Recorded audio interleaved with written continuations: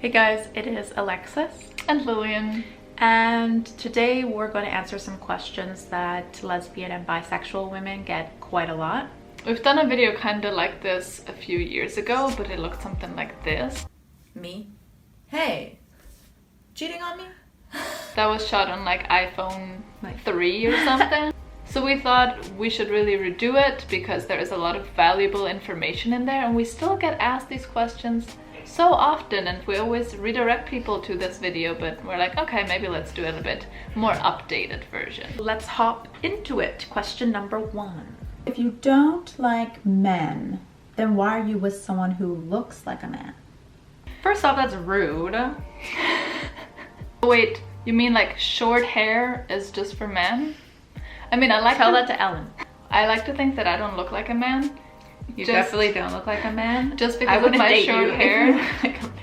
But one time this guy at Canada's Wonderland called me sir. And I was like, excuse me, miss? No, I didn't say that, but I should have said that. Basically just, he gave me a glance and then was like, can you open your bag, sir? And I was actually like, I had my hair that was like a little bit longer. I'm like, sir?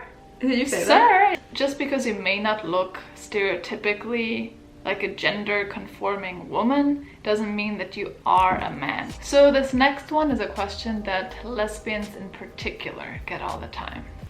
Why do you hate men? We don't hate you. We have a lot of male friends who we love very much. I don't know where that comes from. I think it's just like a made-up thing that like, oh, scary lesbian, hate men. Maybe it's like that men feel threatened when they don't feel needed, so it's like, why do you hate me? And then they feel vulnerable. I don't know what it is. Let me ask something to all the straight men. Do you hate men just because you're not attracted to them? Probably not, right? Just takes a little bit of critical thinking. So the answer to that one is we don't. The next one. But so like, how do you have sex? How do you have sex is my question.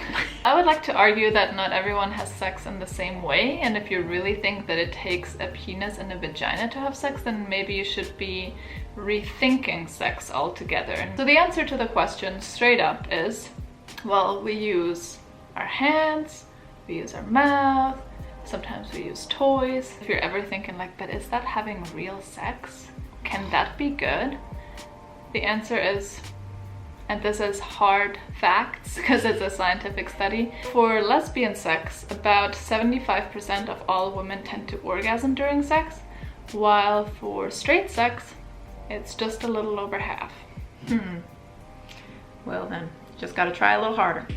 If you're lacking a bit of imagination or even skills of what sex without male genitalia could look like, or if you're looking for new ways to expand your sex life, a lot of us probably have room for improvement. Help is on the way because we're actually partnering with a company called Beducated, get it? For this video, which offers online sex courses. There aren't any like specific queer courses as of now, but we really think that both straight and queer folks could benefit from that, especially the new cunnilingus, so oral sex for women course that they just released. Alexis and I took a look at that recently. There is some nudity in there. It is a German company, so you know, if you're super prudent, you may be like, oh my god! There's so much to it, and I feel like a lot of people have misconceptions of how to actually do it, and then you kind of have to fake that you're enjoying it, which really isn't nice. Yeah, so I've had to do that many times, and I'm like, oh my god, when is this gonna end? Like, holy shit. This kind of stuff obviously isn't taught in school. At least in my sex ed class, we definitely weren't chatting about cunnilingus.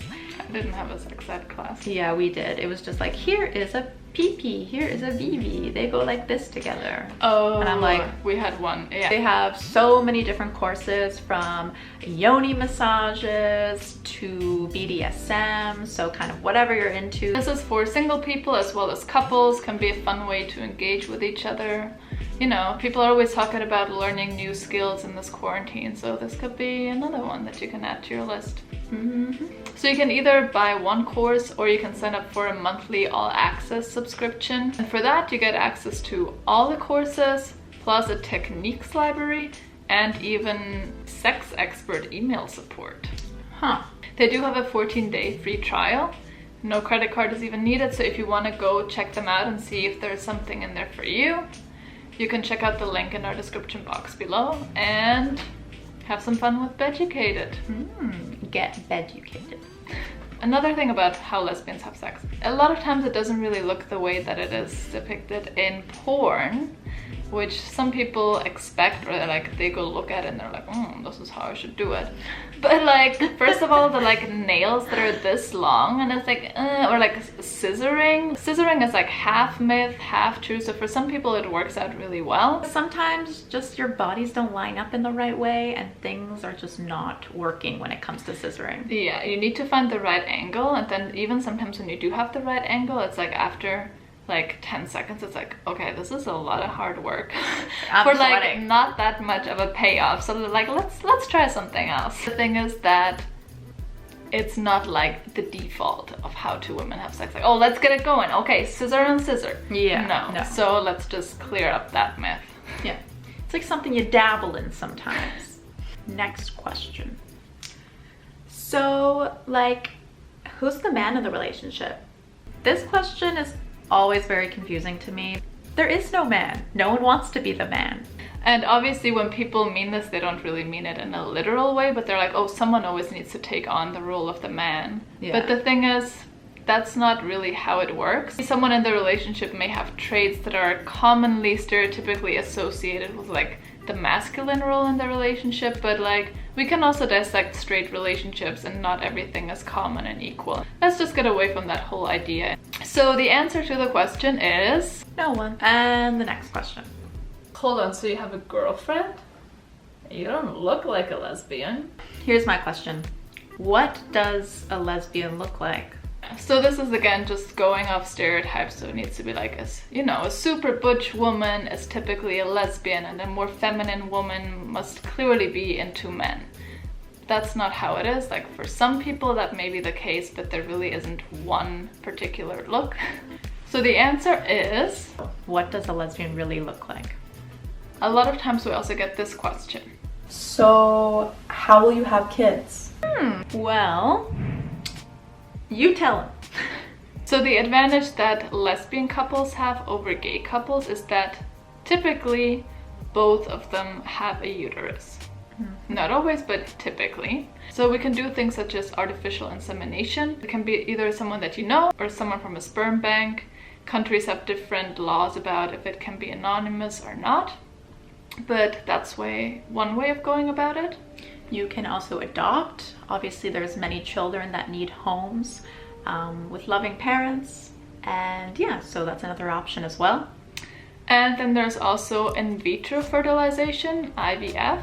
So this is different from artificial insemination, where you basically put like the sperm inside the woman. IVF is when you take the egg cell out of the woman and then do the artificial insemination outside, and then you put it back in.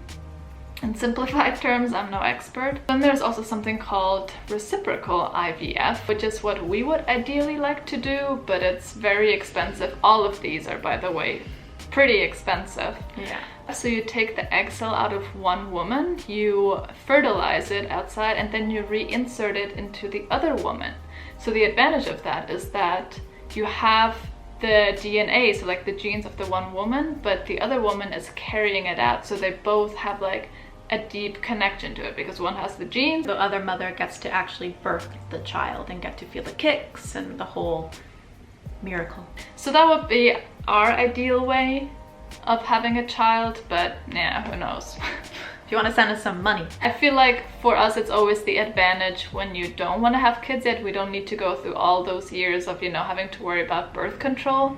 But then when it is time and it's like, okay, we're ready to have a family, it's kind of like, all right, well, let's look at all this like legal stuff and let's get the money out. And yeah, it's a long process. We can't just be like, oops. But yeah, we can still have kids, and it's allowed in a lot of countries, and hopefully more as we go along. Another question we get asked all the time: how about a threesome?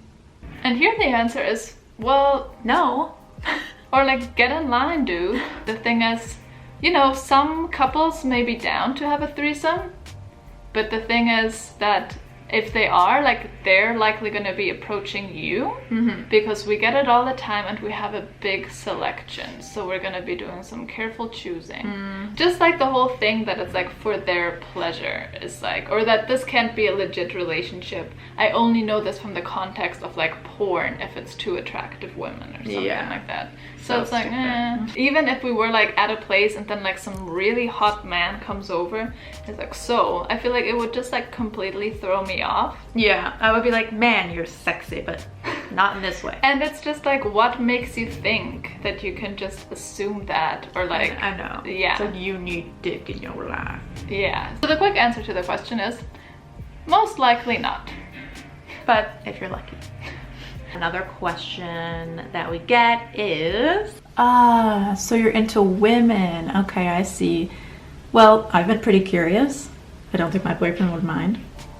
well, I'm not really like your science experiment, so I don't think so. Just because you know that I'm into women doesn't give you like a free pass to hit on me and be like, oh, maybe we'll hook up. Because you're into women, you must be into me. Yeah. And obviously there's like a fine line, like, you know, if someone actually shows interest in you and it's been like kind of a thing that's been going on and you're interested in them, okay, go for it. Like, obviously there is a lot of queer girls that are like totally down to hook up with a hot straight girl, but just like don't assume it, and don't just be like, again, oh, this is for my pleasure, sort of like, oh, that's cool and quirky, I've been thinking about that, like, let me try that, then I can, when we say never have I ever, drink when that comes up. So these were some of the questions we get asked all the time. So for all the queer gals out there, isn't that right? And if anyone has any questions about any of this, you know, just send them this video, and then it's like, okay, I know now. you're welcome. For all the people who had some questions, we hope you got the answers, and we hope that you got a little bit more aware that we have to deal with this all the time, so maybe just be a little bit more sensitive in the way that you're asking about it, and like, you know, but we're all about education, so that's why we thought we'd just put it out there. And beducation. Thank you for sponsoring this video. Get your Beducated subscription if you want to brush up your skills in the bedroom, and we'll see you in the next one. Dankeschön. Cheers! Cheers.